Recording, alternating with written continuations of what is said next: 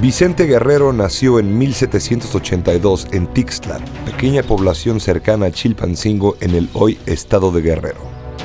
Durante su juventud, Guerrero trabajó como arriero, ocupación que compartían varios miembros de su familia.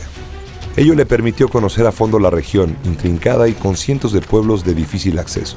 De su padre aprendió también a fabricar y reparar armas.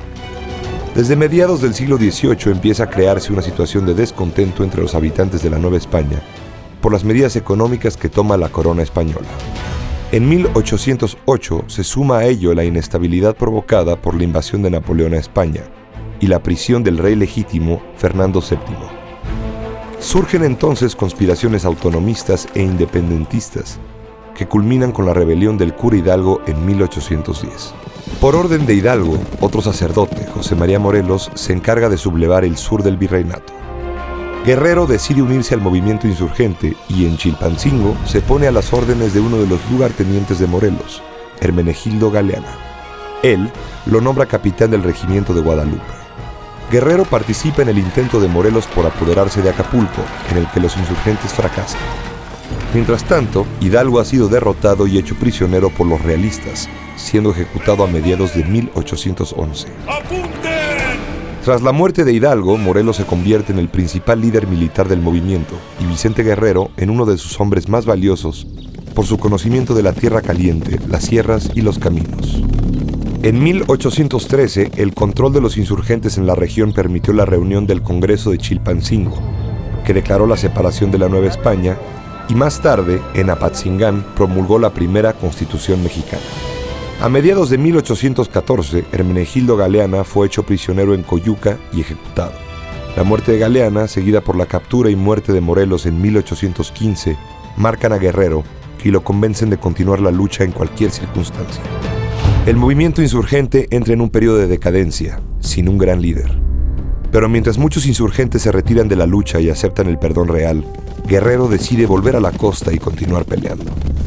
Rechaza incluso el indulto que el virrey Apodaca le ofrece por conducto de su padre.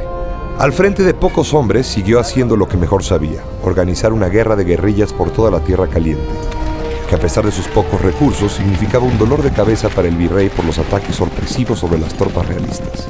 En 1818, el Congreso de Chilpancingo lo nombró comandante en jefe de las tropas del sur.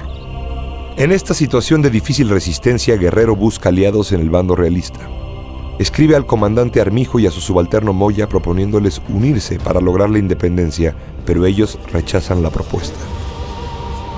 Cuando Armijo es reemplazado por Agustín de Iturbide a fines de 1820, la correspondencia del insurgente con los realistas se restablece.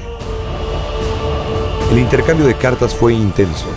Iturbide le propone rendirse, Guerrero que se una a la insurgencia. Al final, ambos comandantes se reúnen en Acatempan y pactan una tregua. El 24 de febrero de 1821, Guerrero e Iturbide proclaman el Plan de Iguala, en el que se establece el Imperio Mexicano, se ofrece su trono al rey Fernando VII, se proclama su independencia absoluta, así como la igualdad entre todos sus habitantes y la conservación de la religión católica. Juntos, Iturbide y Guerrero comienzan una campaña exitosa a la que se van sumando los gobiernos provinciales y los comandantes criollos del ejército realista, casi sin oposición. En la Villa Córdoba se encuentran con el nuevo virrey, Juan O'Donoghue, recién llegado a México, con quien firman los tratados que reconocen la independencia. El 27 de septiembre de 1821, el ejército trigarante entra triunfal a la Ciudad de México y consuma la independencia. Pero España no reconoce los tratados de Córdoba y Fernando VII rechaza convertirse en monarca del imperio. Al poco tiempo, Agustín de Iturbide es designado emperador por el Congreso. Pero lejos de brindar estabilidad, la llegada de Iturbide al trono alienta la división entre los mexicanos, todo en medio de una severa crisis financiera. Cuando el emperador disuelve el Congreso acusándolo de conspirar, Guerrero ve este acto como una traición. Junto con el viejo insurgente Nicolás Bravo, se une al Plan de Veracruz promulgado por Santana en diciembre de 1822 y luego al Plan de Casamata, que proclama la República.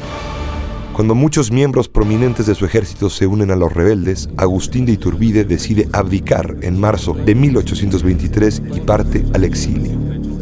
Un año después, Guadalupe Victoria llega a la presidencia de México. Guerrero apoya su gobierno contra la rebelión de Nicolás Bravo en 1828. Al terminar el periodo de Victoria, Guerrero se postula como candidato a la presidencia, teniendo como principal contendiente a Manuel Gómez Pedraza.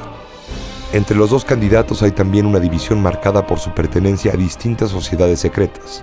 Guerrero forma parte de los yorquinos, grupo masónico de corte liberal y pro-estadounidense, mientras que Gómez Pedraza pertenece a la logia escocesa, que agrupa a conservadores y es pro-europea. En las elecciones triunfa Manuel Gómez Pedraza, pero Guerrero se niega a reconocer su triunfo y se subleva. Temeroso de los motines que surgen en la capital, el Congreso anula la elección y designa presidente a Guerrero, que toma posesión del cargo en 1829.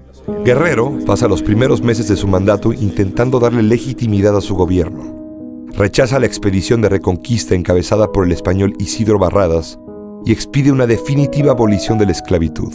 Apenas le queda tiempo para poco más. Su carácter y educación le dificultan ejercer el cargo. En diciembre de 1829, el vicepresidente Anastasio Bustamante se rebela contra Guerrero. El Congreso declara a Guerrero imposibilitado para gobernar y con ello acepta su sustitución por Bustamante. Guerrero se ve obligado a escapar al sur, al mismo escenario de los tiempos de la Guerra de Independencia. Ahí es capturado a traición en Acapulco, en un barco que lo lleva a Huatulco, donde es entregado a las tropas del gobierno. El capitán de la nave recibe a cambio 50,000 pesos. Después de ser sometido a juicio, Guerrero es fusilado el 14 de febrero de 1831. Con la muerte de Guerrero, se cerró un ciclo histórico de México, el de la insurgencia. Nuestro país no sería un imperio como el que soñó Iturbide, pero tampoco pudo constituirse durante largo tiempo en una república cabal. Las décadas siguientes fueron verdaderamente trágicas para nuestro país. Parecía como si el destino le cobrara su doble parricidio contra los consumadores de su independencia nacional. México se hundía en el caos y la anarquía que prevalecieron durante más de 50 años. Bien vale la pena detenerse un momento a reflexionar sobre los hechos y los personajes que marcaron nuestro nacimiento como nación y que nos legaron el bien mayor de la libertad y de la independencia. Miguel Hidalgo, José María Morelos y Pavón, Agustín de Iturbide y Vicente Guerrero son figuras trascendentes. Ninguno de ellos fue, nadie puede o debe serlo, un hombre providencial.